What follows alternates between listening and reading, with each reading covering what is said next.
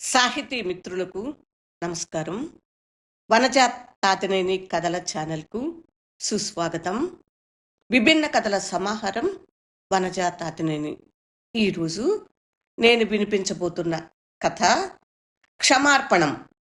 రచన doctor Goparaju Narayana Rao. కథ వినండి. క్షమార్పణం.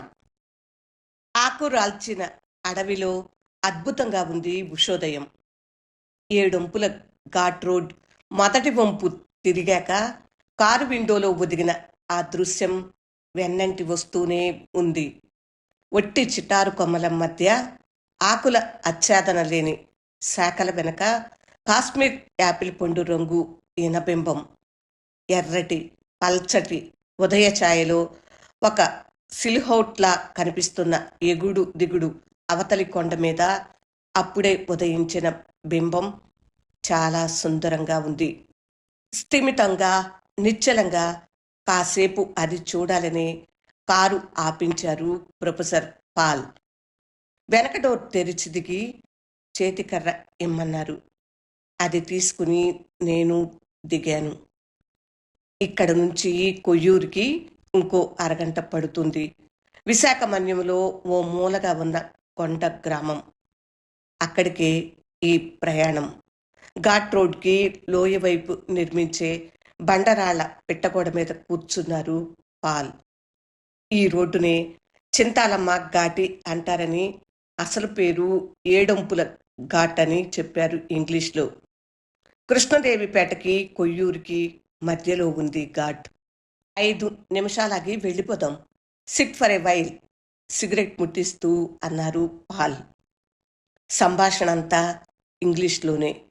కిందనే లోయ, కంటికి అందని నేలమట్టం నుంచి లోయ అంచుల మీదుగా అంబరాన్ని చుంబిస్తున్న మహావృక్షాలు. బూడిద రంగు బెరడుని, నల్లటి మానుని, మొసళ్ల ఒంటిని మరిపించేవి రకరకాలు.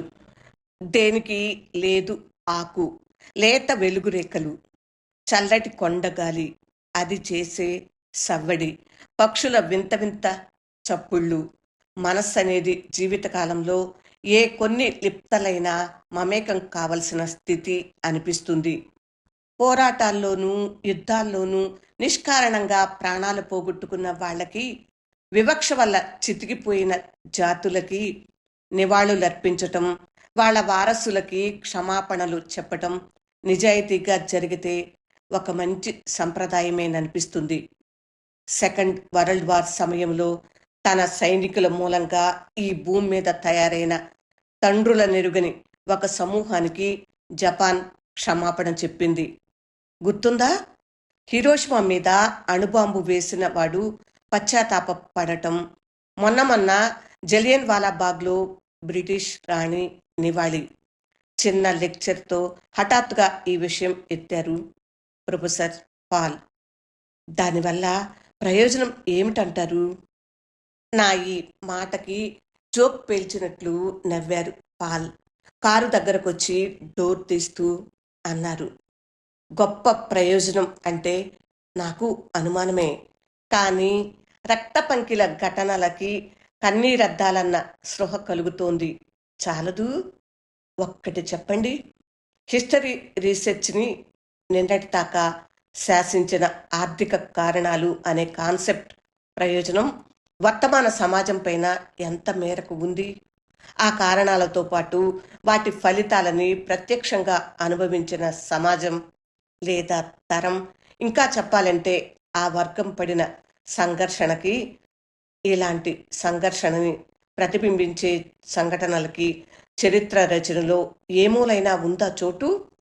కరవు కాటకాలతో, యుద్ధాలు పోరాటాలతో, వలసల స్థాపన మూలంగా అనంతమైన ఆ కాల గమనం మీద కురిసిన కన్నీళ్లున్నాయి చూడండి. వాటి గురించి నేనంటున్నాను. ఆ స్రవంతిని చరిత్రకారులు పట్టించుకునే రోజు రావాలి.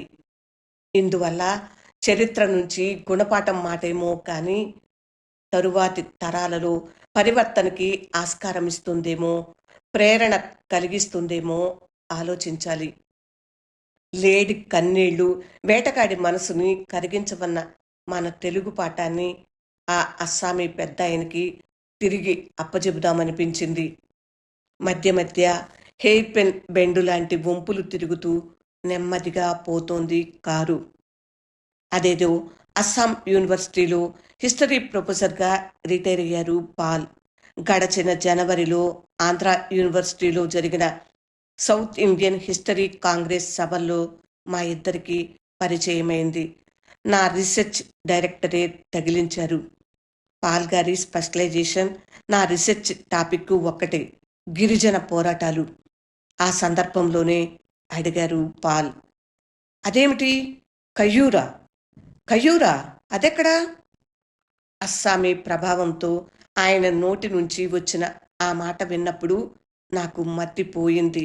చివరికి దాని స్పెల్లింగు, జిల్లా పేరు రాసి చూపించాక అర్థమైంది. పాల్గారు అడుగుతున్నది విశాఖ మన్యంలోని కొయ్యూరు గురించే. సిటీకి దాదాపు 100 కిలోమీటర్లని అల్లూరు సీతారామరాజు సాగించిన గిరిజన పోరాటంలో అది కూడా యుద్ధ భూమేనని చెప్పాను. అంతే. అమాంతం నా భుజాలు పట్టుకుని ఎస్ ఎస్ అని ఊపేస్తూ ఆర్ట్స్ కాలేజీ ఫస్ట్ ఫ్లోర్ నుంచి కింద పడేసినంత పనిచేశారు పాల్గారు. మరో నిమిషంలోనే విశాఖకి ఇంత దగ్గరని తెలిస్తే తన తల్లికి కూడా చూపించి ఉండేవాడినని, అయితే ఆమె పోయి 7 ఏళ్లవుతుందంటూ డీప్ సారో కూడా ప్రకటించారు. ఆ మారుమూల కొండ గ్రామాన్ని ఆ అస్సామీ అవ్వగారికి ఎందుకు చూపించాలో, చూపించలేదని అంత ఇదైపోవటం ఎందుకో ఆ క్షణంలో నాకు అర్థం కాలేదు. తను మాత్రం చూడాలని, నా సహాయం కావాలని మరీ మరీ కోరారు పాల్. అప్పటి నుంచి అదిగో ఇదిగో అంటూ ఈ మార్చి మధ్యలో విశాఖ మన్యం చూడాలనే వచ్చారు. పాల్ గారి వయసు 70 పైమాటే. గోర్ఖావాడో ఏమిటో, మరీ పొడుగు కాదు, పొట్టి కాదు. తెల్లటి ఒళ్ళు, కళ్ళ దిగువన పెన్సిల్తో గీసినట్టున్నాయి సన్నటి ముడతలు, పొడుచుకొచ్చిన నుదురు, రాగిరంగు వెంట్రుకల కనుబొమ్మలు. నాగాలాండ్, సిక్కిం ముఖ్యమంత్రుల ఫోటోలు గుర్తొస్తాయి. అదేం ఓపికో పెద్దాయనకి. చరిత్ర పరిశోధనతో పాటు ప్రకృతి ఆరాధన ఒకటి. అసలు చరిత్ర పేరుతో ఎక్కడ ఏ సభ జరిగినా పాల్గారు రెడీయేనట. నిన్న ఉదయం యూనివర్సిటీ గెస్ట్ హౌస్ నుంచి బయలుదేరాం. ఇదే టాక్సీలో చిన్నపాటి లగేజీతో. ఇద్దరమే. ఎవరిచ్చారో ఖరీదైన ఒక బొకేని చాలా అపురూపంగా వెంట తెచ్చుకున్నారు పాల్. నిన్నంతా ప్రయాణమే. నర్సీపట్నం నుంచి మొదలైంది మా చారిత్రక స్థలాల సందర్శన. కొయ్యూరు దగ్గరలో కూడా ఇలాంటి సమాధులున్నాయా? నర్సీపట్నంలోని బలిట్టం అని పిలిచే చోట కట్టారు 2 సమాధులు. వాటిని చూసినప్పుడు చాలా ఆత్రంగా అడిగారు పాల్. క్రైస్తవ సంప్రదాయం ప్రకారం శిలువలతో పక్కపక్కనే కట్టారు. ఒకప్పుడు పార్కట అది. ప్రస్తుతం పాయికానాలా ఉంది. కవర్డ్ హైటర్ అనే 2 సేనానులు దామనపల్లి దాడిలో చనిపోయారని వాటి మీద చక్కగా చెక్కారు. కృష్ణదేవిపేటలో చూడొచ్చు మాస్టారు అన్నాను. అంటే కేడీపేటేనా? ఒత్తి పలుకుతూ అన్నారు పాల్. ఈ సంగతి ఈయనకెలా తెలుసో, ఎక్కడ విన్నాడో అనుకుంటూనే అవునని తలూపాను. నెమ్మదిగా కృష్ణదేవిపేట చేరాం. దాదాపు 40 నిమిషాల ప్రయాణంలో సీతారామరాజు గురించి పాల్ అడిగిన అన్ని సందేహాలకి సమాధానమిచ్చే ప్రయత్నం చేశాను. విశాఖ జిల్లాలోని పాండ్రంకిలో అల్లూరి సీతారామరాజు పుట్టడం దగ్గర నుంచి మోగలులో గడిచిన బాల్యం, ఆయన తండ్రి రాజమండ్రిలో స్టూడియో పెట్టడం, దేశభక్తుల ఫోటోలు తీయడం, వందే మాతరం ఉద్యమం, కాకినాడ పిఆర్ విద్యా సంస్థలో రఘుపతి వెంకటరత్నం నాయుడు గారు ప్రిన్సిపాల్గా ఉండగా రామరాజు చదవటం, తండ్రి చనిపోవటం, జీవన సంఘర్షణ, వానాకాలం చదువు గురించి పాల్గారికి చెప్పాను.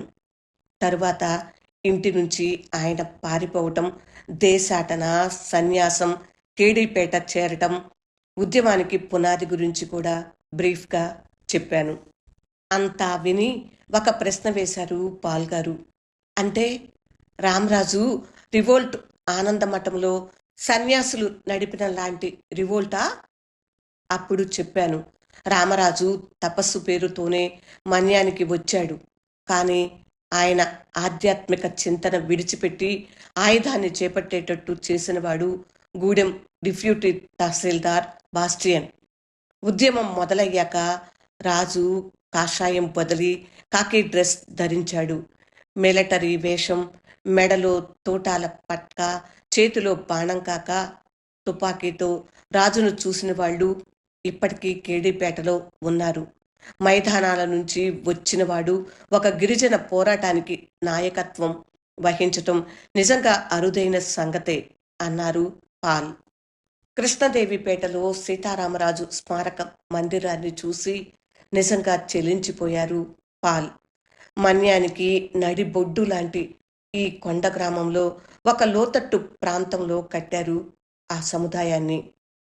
2.5 సంవత్సరాలు ఉద్యమం సాగిందని, దాదాపు 64 పర్యాయాలు ఇరు పక్షాలకి మధ్య యుద్ధం జరిగిందని, చివరికి మంప అనే చోట రాజును అరెస్టు చేశారని చెప్పాను.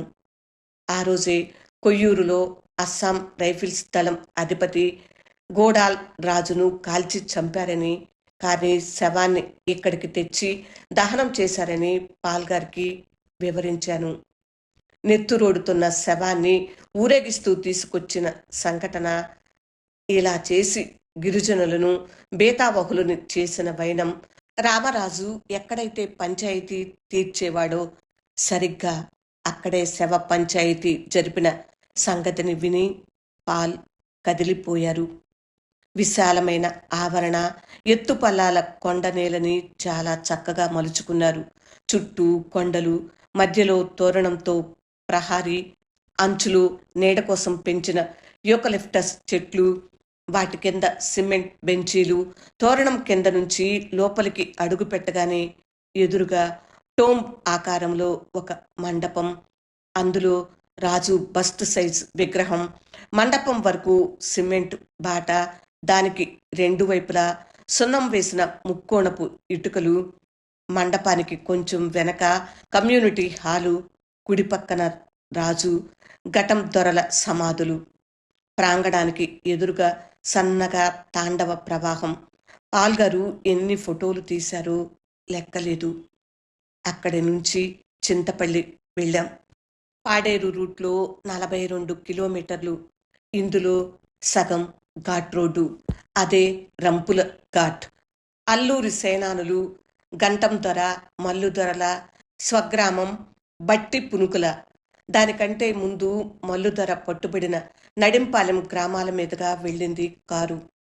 ఘాట్ రోడ్ దాటాక నీళ్ల కోసం కారు ఆపాడు డ్రైవర్. దిగి చూస్తే అదే పెద్ద వలస గ్రామం. రామరాజు ఉద్యమానికి ఈ ఊరే ఊపిరి పోసిందని, ఆశ్చర్యంగా మళ్ళీ ఊపిరి తీసిందని పాల్గారికి చెప్పాను. నాయకులని ఈ ఊరి వాళ్లే పట్టి పోలీసులకి అప్పచెప్పారు. పక్కనే చింతపల్లి. ఆయుధాల కోసం రామరాజు కొట్టిన తొలి పోలీస్ స్టేషన్ ఉన్నట్టు చెప్పే చోటు చూపించాను. ఇప్పుడు కూడా ఆ చోటే పోలీస్ క్యాంప్. చింతపల్లి కాస్త టౌన్ వాసన కొడుతుంది. ఆఫీసులు, కమర్షియల్ కాంప్లెక్స్లు, గెస్ట్ హౌస్లు ఎక్కువే. అక్కడే టీ తాగుతూ అడిగారు పాల్. దాచేరు సేరుబుడియా అంటే ఏమిటో తెలుసా? ఆ మాట ఆయనకు ఎలా తెలిసిందో నాకు అంతుపట్టలేదు. ఈ ప్రాంతం గిరిజనులు చేసుకునే పండగలో ఆ పదాలనే కొండపడుచులు రాగయుక్తంగా పాడుతూ బాటసారులని డబ్బులు అడుగుతారు. అదే ఇటుకల పండగ, ఈటెల పండగని కూడా అంటారు. గంధం అమావాస్య తర్వాత మన్యంలోని ప్రతి పల్లెలోనూ గురువారం నుంచి గురువారం దాకా ఈ పండగ బ్రహ్మాండంగా జరుగుతుంది. నిజానికి అదో వీరోచిత వేడుక కూడా. గిరిజన పడుచుల ఉయ్యాల జంపాల, యువకుల వేట, తాగినంత తాగి తిన్నంత తిని చేసే తింసా నృత్యం ఈ పండగ ప్రత్యేకతలు. ఈ సమయంలోనే ఆడవాళ్లు దాచేరు సేరు బుడియా అంటూ డబ్బులు అడిగి ఇవ్వకపోతే పేడ నీళ్లు చల్లుతారు. ఇవాల్టికి అంతే. అసలు ఈ మాటే కాదు, ఇక్కడ గ్రామాల పేర్లన్నీ ఆయన ఏకరువు పెడుతున్నాడు. అయితే అస్సామీ ప్రభావం మహా ఇబ్బందిగా ఉంది. నవ్వు తెప్పిస్తున్నది. కృష్ణదేవిపేట, మంప, గూడెం, లంబసింగి, డౌనూరు, మాకవరం, కొంగసింగి, దారమఠం ఏదైనా సరే పరిచయం ఉన్నట్టే చెబుతున్నారు. అందుకే ఆశ్చర్యం. ఇవన్నీ రామరాజు ఉద్యమ గమనంలో కనిపించేవే. మరి సూర్యుడు పశ్చిమానికి వాలుతున్నాడు. చింతపల్లి నుండి డౌనూరు, లంబసింగి ఘాట్ మీదుగా నర్సీపట్నం బయలుదేరాం. ఎర్రటి సంధ్యకు ఎదురుగా ఘాట్ రోడ్ దిగటం ఓ అపురూపమైన అరుదైన అనుభవం. కానీ ఈ రోడ్డు నిర్మాణం గిరిజన పోరాటాల చరిత్రలో ఒక నెత్తుటి పుట, ఓ కన్నీటి వాక్యం. కరువుతో అలమటిస్తున్న గిరిజనుల చేత కొరడా దెబ్బలతో తోళ్లు ఒలిచి నిర్మింపచేశాడు బాస్టియన్. నిజానికి ఈ రోడ్డే రాజు ఉద్యమానికి బాట వేసింది. రాత్రి నర్సీపట్నం గెస్ట్ హౌస్లో బడలికగా పడుకున్నారు పాల్. పైగా డిన్నర్ తర్వాత ఒక పెగ్ కూడా బిగించారు. చాలా తాపీగా సిగరెట్ తాగుతూ రిలాక్స్ అవుతున్నారు. అప్పుడు నెమ్మదిగా కదిపాను. మీరు, మీ ఫ్యామిలీ ఎప్పుడైనా ఇటొచ్చారా మాస్టరు? మా ఫాదర్ వచ్చారులేండి. ఆయనతో మీరెవరూ రాలేదా మరి? నేను పుట్టి భూమి మీద పడేసరికి మా ఫాదర్ ఈ లోకాన్ని విడిచిపెట్టి వెళ్ళిపోయారు. I am a posthumous son. మరి ఈ ఊర్లు, వాటి పేర్లు మా ఫాదర్ డైరీలో ఉన్నాయిలే. ఇంతకీ నీకు చెప్పలేదు కదూ, మా ఫాదర్ పోయింది ఇక్కడే. ఇక్కడ? ఎప్పుడు సార్? 1924 ఏప్రిల్. అంటే ఆ యంగ్ సన్యాసి సీతారామరాజ్ మూమెంట్లోనే. ఒక్కసారిగా నిటారుగా అయ్యాను. లిప్తకాలం నిజంగా మూగపోయాను. తర్వాత ఆయనే లేచి వెళ్ళి తన బ్యాగ్లోంచి చిన్న పెట్టె లాంటిది తెచ్చి నా చేతికిచ్చాడు. ఎర్రటి క్లాత్ వేసి బైండ్ చేసిన డైరీ. నల్లటి నొక్కుడు బటన్ లాగితే 2 అట్టలు విడిపడ్డాయి. డిటెక్టివ్ నవల సైజులో బాగా మందంగా ఉంది. ఎంత పాతదో! మా స్కాలర్లందరికీ బాగా పరిచయమైన పాత కాగితాల వాసన. ఆయన కొయ్యూరు పోలీస్ క్యాంప్లో ఉండగా పోయారట. అంత్యక్రియలు కూడా అయిపోయాయని మాత్రమే మా మదర్కి ఇన్ఫార్మ్ చేశారట. ఆ తర్వాతే కొంత డబ్బు, ఒక పెన్ను, ఆయన హోల్డాలు, ఇదిగో ఈ డైరీ ఆవిడకి అప్పచెప్పి వెళ్ళారట. మా ఫాదర్ ఫ్రెండ్స్ చెప్పిన దానిని బట్టి ఆయన అదేదో ఏజెన్సీ జ్వరంతో హఠాత్తుగా పోయారు. Okay, good night.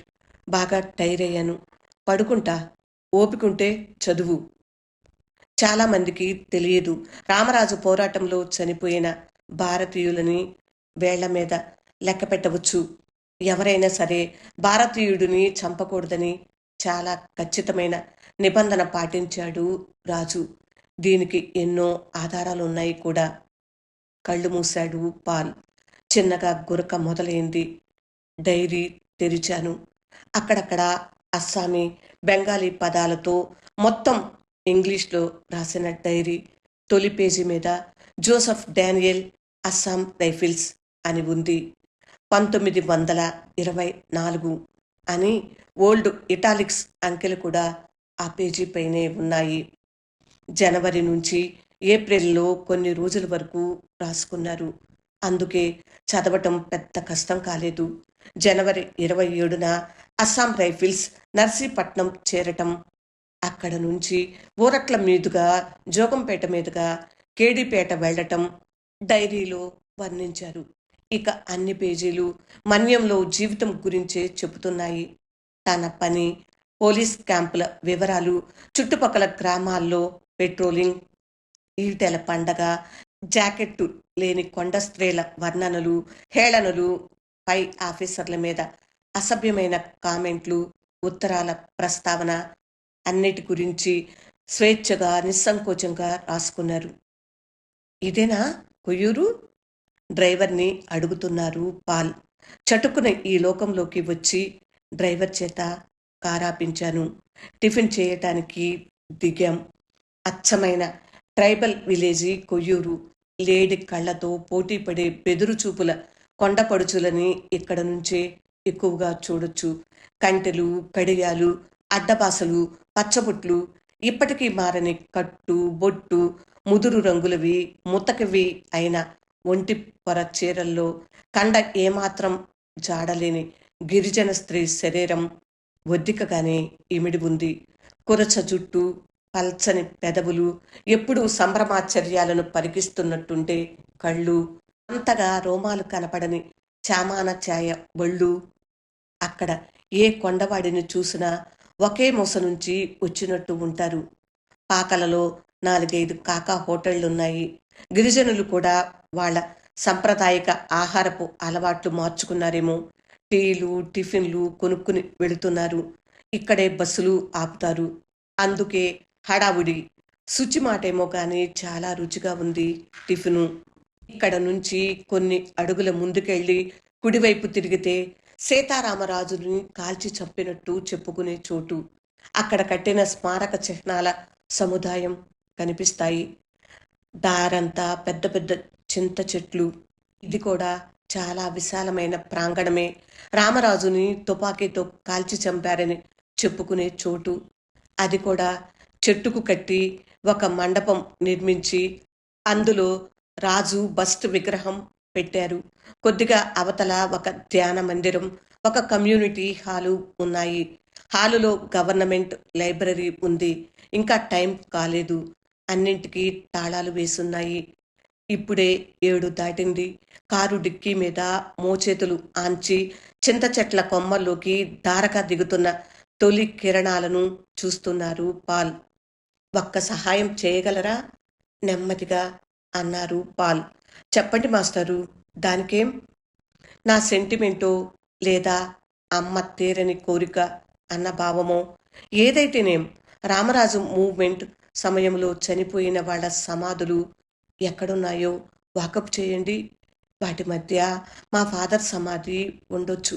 ఇంత దూరం వచ్చాను, ఒక్కసారి చూసి వెళ్ళాలని ఉంది. మా ప్రయత్నంగా మళ్ళ రోడ్డు దగ్గరికి వచ్చి ఎంక్వైరీ మొదలు పెట్టాము. సమాధులు అంటే చాలు కేడీపేట వెళ్ళమనే వాళ్లే అంతా అన్నట్లు లైబ్రేరియన్ నాయుడు గారిని కనుక్కుంటే అనిపించింది నాకు. గతంలో కలిసినప్పుడు కొన్ని సంగతులు చెప్పగలిగారాయన. ఈ సమాచారం ఆయనకు తెలియటం ఖాయం. కానీ నాయుడు గారు రావాలంటే గంట పైనే పడుతుంది. అంతలో మంప వెళ్ళి వస్తే సరి, ఈ యాత్ర పరిపూర్ణమవుతుంది. అదే చెప్పాను పాల్ గారికి. కొయ్యూరు నుంచి 6 మైళ్ళు మట్టి రోడ్డే కానీ అచ్చమైన అడవి దారి. అంతా ఎగుడు దిగుడే. మధ్య మధ్య పిల్ల కాలువల్లా అడ్డంగా చిన్న చిన్న జలలు. కొంతకాలం క్రితం కూడా దారంతా వెదురు పొదలేనని చెబుతారు. బస్సొచ్చాక నయంట. నెమ్మదిగా వెళ్తుంది కారు. సీతారామరాజు లాంటి చరిత్ర పురుషుడి జీవితపు అంతిమ క్షణాలకి ఇవాల్టికి జనం ఆరాధిస్తున్న నిజమైన హీరో చరిత్రలో అంతిమ దృశ్యానికి, చరమాంకానికి మౌన సాక్షి ఈ పాటేనన్న సంగతి తలుచుకుంటే వింతగా అనిపిస్తోంది. తన ఉద్యమం ఫలితంగా జరిగిన హింస, ధనమాన ప్రాణాల దోపిడీ, ఆ ఆఖరి క్షణాలకు ముందు తలపోసుకుని సమీక్షించుకుని రామరాజు లాంటి సమరశీలి సంశయాత్ముడైనది ఈ మంపలోనే. నిజంగా ఎంత హింస, ఎంత పైశాచిక ఆనందం, ఎంత నిర్బంధం, ఎన్ని మానభంగాలు, ఎంత లైంగిక హింస. బాస్టియన్ కాలం నాటి గవర్నమెంట్ డాక్టర్ రాసుకున్న డైరీలో సంఘటనలన్నీ వీటికి అక్షర రూపాలే. కానీ రాత్రి చదివిన పాల్గారి తండ్రి డైరీలోని ఆ సంఘటన నన్ను వెంటాడుతుంది. ఆ అక్షరాల వెనుక ఎవరో నిస్సహాయంగా వెక్కి వెక్కి ఏడుస్తున్న చప్పుడు, ఒక తండ, గుండె పగిలిన సవ్వడి. వీటి నుంచే నా మనసు తప్పించుకోలేకపోతుంది. ఎంత అహంకారం ఆ రాతల్లో! పరాజితులు, నిస్సహాయుల దైన్యాన్ని చూస్తే ఎంత హేళన! ఇదంతా ఆ 7-8 పేజీలలోనే. ఏప్రిల్ 3. ఆ క్షణంలో ఆ ఆడవాళ్ళని, వాళ్ళని వాటేసుకుని బిక్కుబిక్కుమంటూ చూసే ఆ పక్క పిల్లలను చూస్తే కొంచెం జాలేసింది. కానీ వీళ్ళే పితూరీదార్లకి ఆశ్రయం ఇస్తారు, భోజనం పెడతారు. ఇది గుర్తొస్తే కసి, దానికి తోడు నెలల తరబడి లేని ఆడ స్పర్శ. కొయ్యూరు పోలీస్ క్యాంపుకి పశ్చిమంగా ఏకాంతంగా ఉన్న ట్రైబల్ విలేజీ గంట నడవాలి. ఆ ఏడుగురమే ఎప్పుడు కేడీపేట నుంచి వచ్చిన వైర్లెస్ సమాచారాన్ని పట్టుకుని ఓ రోజున కొండల్లో పెట్రోలింగ్ జరుపుతూ ఉంటే అనుకోకుండా కంటపడిందా పల్లె. పితూరీదారులని వెతుకుతూ మా పెట్రోలింగ్ పార్టీ ఓ కొండపైకి ఎక్కాం. అక్కడ నుంచి చుట్టూ చూశాం. కాస్త దిగువన చెట్ల మధ్య నుంచి లేస్తోంది పొగ. పితూరీదారులు వంట చేసుకుంటున్నారన్నాడు జమేదార్. వెంటనే ఆ వైపు పరిగెత్తాం. కానీ కంట పట్టింది ఆ చోటుకి చేరేసరికి 10-12 గుడిసెలతో ఒక చిన్న పల్లె. జమేదార్ గాడు గాల్లోకి కాల్చాడు తుపాకీ. ఒక్క తోటాయే, పిరికి వెధవలు. మగాళ్ళంతా కొండల్లోకి పారిపోయారు. వీళ్ళ పితూరులు నడిపేది, ఆడవాళ్ళు పిల్లలే మిగిలారు. ఇద్దరిని అక్కడ కాపలా పెట్టి కొండల్లో గాలించాం. ఎవరూ దొరకలేదు. Wrong information. 2 అవుతుంది. ఎండ మాడుస్తోంది. ఇంకా వెతకబుద్ధి కాలేదు. కూడబలుక్కుని మళ్ళీ అక్కడికే చేరాం. మా వాళ్ళిద్దరూ కొండ గొర్రెలను బెదిరించి భోజనాలు రెడీ చేయించారు. అందరూ తిన్నాం. అప్పుడు మరో ఆకలి. జమేదారుగాడే మొదలెట్టాడు. వెధవ మామూలుగా కుక్క బుద్ధిగాడే కానీ ఆడవాళ్ల దగ్గర, వాళ్ళని పంచుకోవటం దగ్గర మహా ఉదారంగా ఉంటాడు. ఒకర్తిని పిలిచాడు. తెగ గింజుకుంది. వాడే లేచి వెళ్ళి తుపాకీ మడంతో డొక్కలో పొడిచాడు. కింద పడి గిలగిల తన్నుకుంటూ ఉంటే గుండెపై చీర పక్కకి తొలగిపోయింది. రొమ్ముల మధ్య తుపాకీ మడం పెట్టి నొక్కాడు. తరువాత అదే కాదు, ఏ ఒక్కతి కిక్కురుమనలేదు. మాకు సైగ చేశాడు. ఒక్కొక్క గుడిసెలోకి దూరాం. అడవి మనుషులు వాళ్ళు. జంతువుల మాదిరిగానే అదో రకం వాసన. అయినా ఆడవాళ్ళు. చీకట్లు ముసురుతుండగా కలిసి బయలుదేరాం. కొంత దూరం దిగాం. కొండ వెనక నుంచి ఒక్కసారిగా వినిపించాయి ఏడుపులు. ఒక్కొక్క గుడిసె నుంచి ఒక్కొక్క ఆడది వచ్చి ఒకళ్ళ మీద ఒకళ్ళు పడి ఏడవటం ఆ సంధ్య చీకట్లో స్పష్టంగా కనిపించింది. ఎవరో గాల్లోకి పేల్చారు తుపాకీ. ఎక్కడి ఏడుపులు అక్కడే గప్చుప్. వాళ్ళ భయాన్ని చూసి కడుపుబ్బిపోయేటట్టు నవ్వుకుంటూ క్యాంప్కి వచ్చాం. అప్పటి నుంచి ఆడది గుర్తొస్తే ఏడుగురం కూడబలుక్కుని వెళుతున్నాం. పేరుకి పెట్రోలింగ్. 1-2 హీలియో ల్యాంపులు, భుజాల మీద ఎమ్యూనిషన్, గంట నడక, చివరికి 4-5 గంటల మజా. బెదురు చూపుల ఆడాళ్లతో సెక్స్ పసందుగా ఉంటుందనేవాడు కుక్క బుద్ధిగాడు. కానీ మరీ క్రూరుడు. పితూరీదారులు రాత్రిళ్ళు సంచరించేవారు. మమ్మల్ని కూడా తిరగమన్నారు.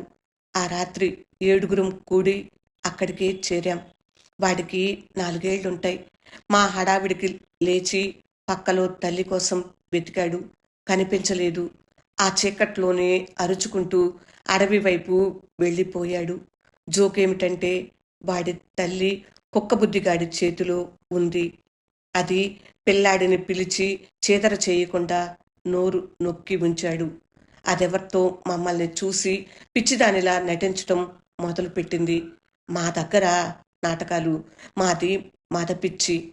ఓ సార్జెంట్ చేతిలో పిచ్చి పిచ్చిగా నలిగిపోయింది.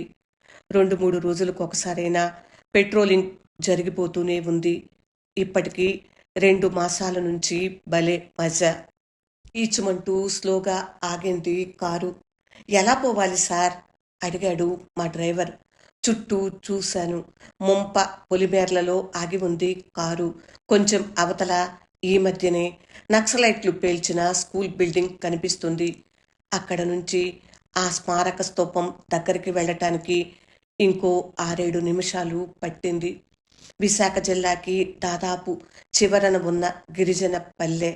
ఆ వైపు సరిహద్దుగా చేలు, చేలకి ముందు పెద్ద పెద్ద చింత చెట్ల వరస. ఇక్కడే కారాపి చేలల్లోకి నడిచాం. వాటి మధ్య కట్టారు స్తూపం. రామరాజు అక్కడే పట్టుబడ్డాడంటారు. చుట్టూ ప్రహరీ, లోపల ఒక ధ్యాన మందిరం, ఆ లోపల రాజు విగ్రహం, చేల మధ్య నిర్మాణం గంభీరంగా కనిపిస్తోంది. పావుగంట గడిపి వెనుతిరిగాం. ఎవరు చెప్పారో మాకోసమే ఎదురు చూస్తున్నారు లైబ్రేరియన్ నాయుడు గారు. నేను చెప్పింది విన్నారు నాయుడు. తరువాత చెప్పింది విన్నాక వెళ్ళగలమా అనిపించింది. సమాధులున్నట్లు వినటమే కానీ ఆయన చూడలేదట. ప్రయాణం గంట పైనే, కానీ కారు వెళ్ళదట. అయినా సిద్ధపడ్డారు పాల్. నేను కారులోంచి కూల్ కేక్ తీశాను. పాల్ గారు బొకే తీసి పట్టుకున్నారు. ఇప్పుడు అర్థమైంది నాకు బొకే ఎందుకు. దారిలో చాలా సంగతులే చెప్పారు నాయుడు.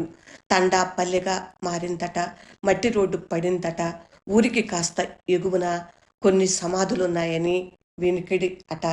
కానీ నాయుడు గారు చెప్పిన దాంట్లో ఇవేమీ కాదు కానీ మిగిలిన మన్యం ఈ పల్లెని వెలివేసినట్టు చూస్తుందని చెబుతారంటూ ఆయన బయట పెట్టిన సంగతే నన్ను ఆకర్షించింది. ఆ పల్లెలో వాళ్ళు విశాఖ కొండవాళ్లలా ఉండరట. పాల్ అలసిపోతున్నా కష్టపడి నడుస్తున్నారు. ఒక రకమైన మూడ్లో ఉన్నట్టు కనిపిస్తున్నారు. అసలు కొయ్యూరు వచ్చినప్పటి నుంచి అలాగే ఉన్నారు. గంటకు పైగా నడిచి ఉంటాం. కొద్ది దూరంలో పల్లె కనిపిస్తుండగా అక్కడ కట్టారు చిన్న స్కూల్ బిల్డింగ్. నాయుడు గారు తన పరపతితో బిల్డింగ్ అరుగుపైన ఒక కుర్చీ వేయించి పాల్గారిని కూర్చోబెట్టి సమాధుల బోగొట్టా కోసం వెళ్ళారు. అదో సింగిల్ టీచర్ స్కూలు. చేతిలో పెద్ద బొకేతో టిప్ టాప్గా టక్ చేసుకున్న ఆ పెద్ద ఆయన్ని చూడటానికి ఒకరి తర్వాత ఒకళ్ళు వస్తున్నారు పిల్లలు. పిల్లల్ని చూశాక పాల్గారి ముఖం విప్పారింది. పాల్గారు ఆక్స్ఫర్డ్ శైలిలో వాళ్ళని ప్రశ్నిస్తున్నారు. ఆ పిల్లలు ఒరియాని మరిపించే తెలుగులో మెలికలు తిరుగుతూ ఏదో చెబుతున్నారు. ఆ తమాషా ఎంతోసేపు సాగలేదు. మొత్తానికి భాషా సమస్య పాల్గారిని మౌనంగా కూర్చోమని శాసించింది. మగపిల్లలు నిక్కర్లు, గోచీలు, వాటిపైన చొక్కాలు వేసుకున్నారు. ఆడపిల్లలు మాత్రం సంప్రదాయ గిరిజన కట్టుబొట్టులోనే కనిపిస్తున్నారు. దానితో పాటు ఆ ముఖాలలో కనిపించే అమాయకత్వం ఒకటి. ఆ కడియాలు, చెవి పోగులు, ముక్కు పుడకలు, పచ్చబొట్లు అంతా మన్యం సంస్కృతి. కానీ ఆ గుంపంతా ఒక్కలా లేదు. మధ్య మధ్య కనిపిస్తున్న ఆ పిల్లల్లో ఏదో భేదం. ఎక్కడి పిల్లలకో ఫ్యాన్సీ డ్రెస్ వేసినట్టు భావన. ఆ వేషం మాటున దాక్కున్న పోలికల కోసం, ముద్రల కోసం నాకంటే ముందే పాల్గారి కళ్ళు అన్వేషిస్తున్నాయి. అప్పటికి వాటిని పోల్చుకోవటానికి ఎంతోసేపు పట్టలేదు పాల్గారికి. ఒక సత్యం బోధపడినట్లు కొన్ని క్షణాలు నిశ్చేష్టులై ఉండిపోయారు పాల్. తరువాత చెప్పా చేయకుండా చటుక్కున అరుగు దిగిపోయారు. పల్లెవైపు అడుగులు వేస్తుంటే ఆయన్ని అనుసరించక తప్పలేదు నాకు. కుడి చేతిలో వాకింగ్ స్టిక్, ఎడమ చేత్తో బొకేని గుండెకు అదుముకుని నడుస్తున్నారు పాల్. దారిలో ఎవరు కనిపించినా పరికించి చూస్తున్నారు. వృద్ధులనైతే మరీ మరీ పరికించి చూస్తున్నారు. కొందరి ముఖాలలో స్పష్టంగా కనిపిస్తున్న ముద్రలతో పాల్గారు చెకితులవుతుంటే అంత పెద్ద ఆయన నాగరికుడు అలా చూస్తూ పోవటం ఆ ప్రాంతం వాళ్ళకి మరీ మరీ వింతగా కనిపిస్తోంది.